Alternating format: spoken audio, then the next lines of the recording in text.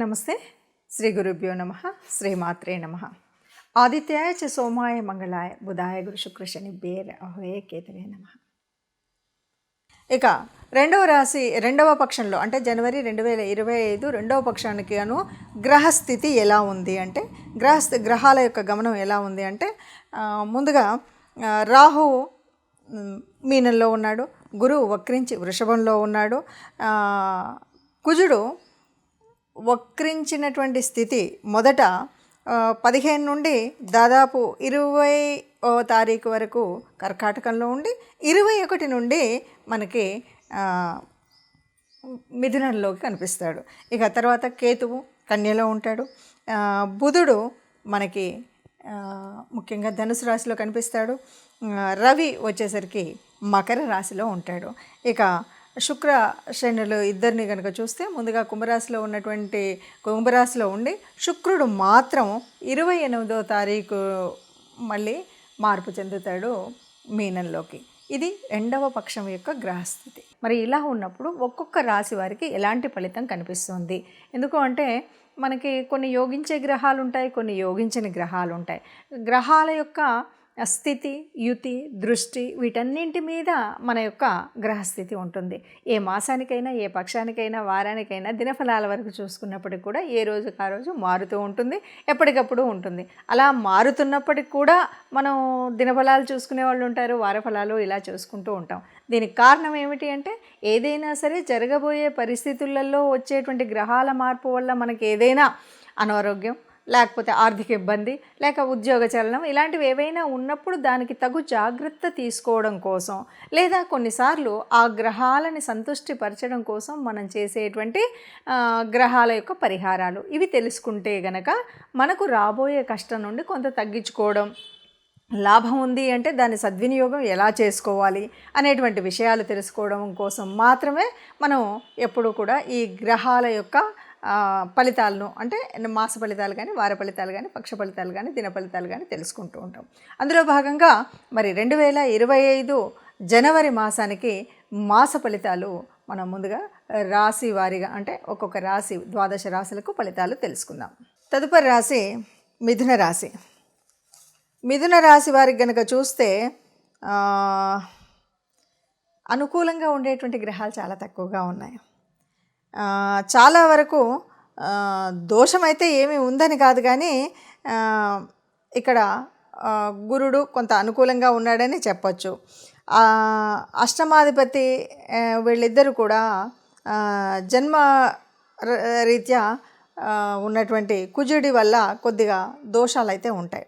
ఎట్లా అంటే మనకు బుధుడు ఉండేటువంటి స్థానం కానీ, దశమరాహు ఉండేటువంటి కానీ ఇవన్నీ కూడా కొద్దిగా కష్టం. అయితే ఇక్కడ గురుడు అనుకూలము అని చెప్పుకున్నాం. అలాగే ఇక్కడ మరి ఒక అనుకూలమైనటువంటిది ఏంటంటే కేవలం రాహు మాత్రమే. దశమంలో ఉన్నటువంటి రాహు మాత్రమే అనుకూలం. గురుడు పెద్దగా లాభం చేయకపోయినా నష్టం చేయనటువంటి పరిస్థితి ఉంది. ఈ రెండు తప్ప ఇంకెక్కడా కూడా యోగించేటువంటి గ్రహాలు కనిపించినటువంటి పరిస్థితి మిథున రాశి వారికి కనిపిస్తుంది. అయితే రాహు వల్ల ఏం లాభం ఉంది అంటే మానసిక ఆనందం ఉంటుంది, మానసిక సౌఖ్యం ఉంటుంది, భోజన సౌకర్యం ఉంటుంది, చక్కగా ఏది చేయాలన్నా ఉంటుంది, అన్నిటికంటే మించి బలం ఉంటుంది, ధైర్యం ఉంటుంది, శక్తి ఉంటుంది. వ్యాపారాలలో కూడా అంటే భోజన సౌఖ్యం బాగా ఉంది అంటే మనకు శారీరక ఆరోగ్యం ఉంటుంది, మానసిక ఆరోగ్యం ఉంటుంది. అట్లాగే ఉద్యోగ వ్యాపారాలలో లాభం ఉంది అంటే మనకు ఆర్థిక వ్యవస్థలో బాగుంటుంది. ఈ రెండు బాగున్నప్పుడు మిగతా అన్నీ ఎలా ఉన్నా కూడా మనం సమన్వయం చేసుకుంటూ వెళ్ళొచ్చు. ఎలా వెళ్ళొచ్చు అంటే ఆర్థికంగా బాగుంది, ఆరోగ్యంగా బాగుంది, ఈ రెండు ఉన్నప్పుడు ఇంకా మిగతా పనులు అనవసరమైనటువంటి వాటి కొత్త ఇన్వెస్ట్మెంట్స్, కొత్త వెంచర్స్, కొత్త ఆలోచనలు, ఉన్నదాన్ని కూలగొట్టడం, ఉన్న ఉద్యోగాన్ని మానేయడం, కొత్త ఉద్యోగానికి ప్రయత్నాలు చేయడం ఇలాంటివి ఏవి చేయకుండా ఉంటే ఈ మాసంలో ఏ గ్రహాలు యోగించకపోయినప్పటికీ, ఏ గ్రహాల అనుకూలత లేకపోయినప్పటికీ, కేవలం ఒక రాహు మాత్రమే అనుకూలించినప్పటికీ చాలా బాగుంటుంది. అయితే మిథున రాశి వారికి ఒక విషయం చెప్పొచ్చు. గత నెలన్నర రోజులుగా మనం చూస్తున్నటువంటి కాలమాన పరిస్థితులలో చాలా కష్టాలే ఉన్నాయి. ఇప్పుడు ఆ కష్టాల మీద కనుక చూస్తే జనవరి 2025లో కనుక చూస్తే అప్పటి మీద గత నెలన్నర రోజులు పడుతున్నటువంటి కష్టంలో అది తగ్గి పాజిటివ్గా కనిపిస్తుంది. కొంత ఈ జనవరి కొత్త ఆంగ్లేయుల మన నెలలో మొదలయ్యేటువంటి కార్యక్రమంలో కొద్దిగా శుభారంభం కనిపిస్తుంది, కొంత పాజిటివ్గా కనిపిస్తుంది. కాకపోతే ఏంటి, మనకున్న దాంట్లో ఇది ఉంది, సంతృప్తి పడుతున్నాం. ఇంతకుముందు కూడా గత నెల రోజులుగా ఏ ఉద్యోగం వస్తే దాంతో సంతృప్తి, ఏ భోజనం తింటే దాంతో సంతృప్తి, ఇలా ఉండేటువంటి పరిస్థితి, బాగా మానసిక స్థితి మనకు మిథున రాశి వారికి కనిపించింది. ఇప్పుడు కూడా అలా ఉంటూనే అప్పటికంటే కొంత పాజిటివ్గా ఉంది కాబట్టి ఇంకొంత ఆనందాన్ని పెంచుకుంటే ఆరోగ్యరీత్యా ఆనందంగా ఉన్నాము, శారీరకంగా ఆనందంగా ఉన్నాము, ఆర్థిక రీత్యా ఆనందంగా ఉన్నాం. కాబట్టి ఇప్పుడు ఏది లభిస్తే అదే సంతోషం అనుకొని అనవసరపు విషయాల్లో తలదూర్చకుండా, అనవసరమైనటువంటి మధ్యవర్తిత్వాలు చేయకుండా, అనవసరమైనటువంటి ఇన్వెస్ట్మెంట్స్ చేయకుండా ఈ నెల రోజులు కనుక గడిపితే చక్కటి సంతోషకరమైనటువంటి స్థితి ఉంటుంది. జనరల్గా ఉన్నదాంతో సంతృప్తి పడే లక్షణం చాలా ఎక్కువగా ఉంది. అలాగే పాజిటివ్ హోప్ అనేది అయితే చాలా ఎక్కువగా ఉంటుంది. ఓపికను పరీక్షించే సమయం కూడా ఇదే అని చెప్పొచ్చు. అంటే సరే గత కొంతకాలంగా ఇలా ఉంది కదా అని ఓపిక పట్టాం, ఇంకెన్ని రోజులు ఓపిక పడతామని ఇప్పటి వరకు పట్టిన ఓపికలో కొద్దిగా కోపం తెచ్చుకున్నాం, కొద్దిగా ఎన్ని రోజులు ఇలా ఉంటాం, ఏదో ఒకటి కొత్తది మొదలు పెడదామనేటువంటి అనవసరమైనటువంటి పరిస్థితిలోకి వెళ్ళకండి.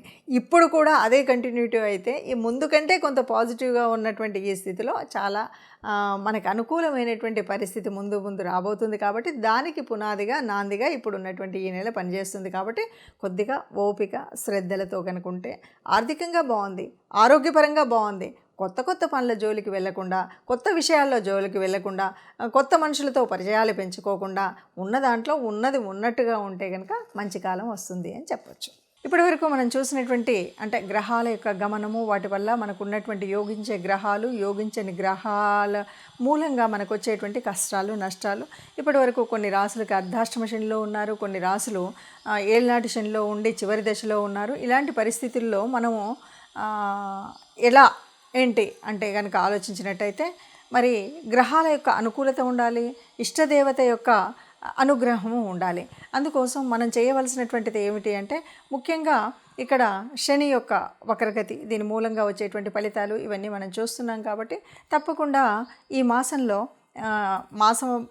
పక్షాల్లో అంటే ప్రతి పక్షంలో కూడా ఒకసారైనా కనీసం నవగ్రహ మండపానికి వెళ్ళడం అనేటువంటిది తప్పనిసరిగా చేయాల్సినటువంటిది. మనం రాశి వారీగా చెప్పుకుంటున్నటువంటి మన రాశిలో చెప్పుకున్నటువంటి గ్రహాల అనుకూలత కోసం తప్పనిసరిగా మూల మంత్రాలని చదువుకోవడం ముఖ్యమైనటువంటిది.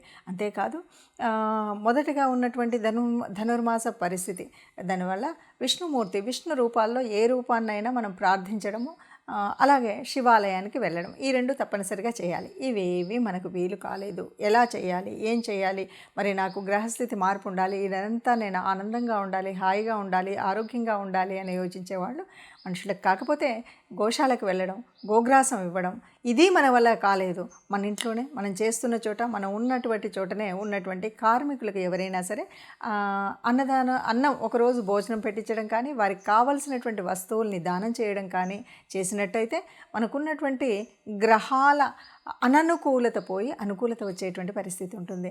ఎవరైనా సరే అందరం అనుకూలంగా ఉండాలి, గ్రహాల అనుకూలంగా ఉండాలి, దేవతల యొక్క అనుగ్రహం ఉండాలి. దీనికి కూడా దేవతానుగ్రహం కోసం ఇష్టదేవతా ప్రార్థన అనేటువంటిది మర్చిపోకుండా చేయాలి. లేదు బయటకు వెళుతున్నాం, ఏ కష్టం రాకుండా ఉండాలి అని అనుకున్నప్పుడు మనం తప్పనిసరిగా ఏదైనా ఒక చిన్న శ్లోకం, రాముడికి సంబంధించినటువంటిది ఏదైనా సరే, ఆపదామపహర్తారాం దాతారాం సర్వసంపదాం లోకాభిరామం శ్రీరామం భూయో భూయో నమామ్యహం అంటాం కదా. ఇది చదివితే ఎప్పుడూ కూడా ఎక్కడా కష్టం ఉండదు. ఇంత పెద్ద శ్లోకం మాకు కష్టం అండి అనుకుంటే కనీసం ఆ అమ్మని తలుచుకోండి, శ్రీమాత్రే నమః అనుకోండి. శ్రీమాత్రే నమః అనుకుంటూ మనం ఏదైనా పని మొదలుపెట్టినా, బయటకు అడుగుపెట్టినా మనం ఇలా చేసినట్టయితే మనకు ఉన్నటువంటి కష్టాలన్నీ పోయి అనుకూలమైనటువంటి పరిస్థితులు అన్ని మాసాలలాగానే మనం అందంగా మనందరం కూడా ఆనందంగా ఉండాలి, సంతోషంగా ఉండాలి. ఆ సంతోషంగా ఉన్న వాళ్ళలో మనం తప్పనిసరిగా ఉండాలి అని కోరుకుందాం. సర్వే జనా సుఖినో భవంతు అందాం.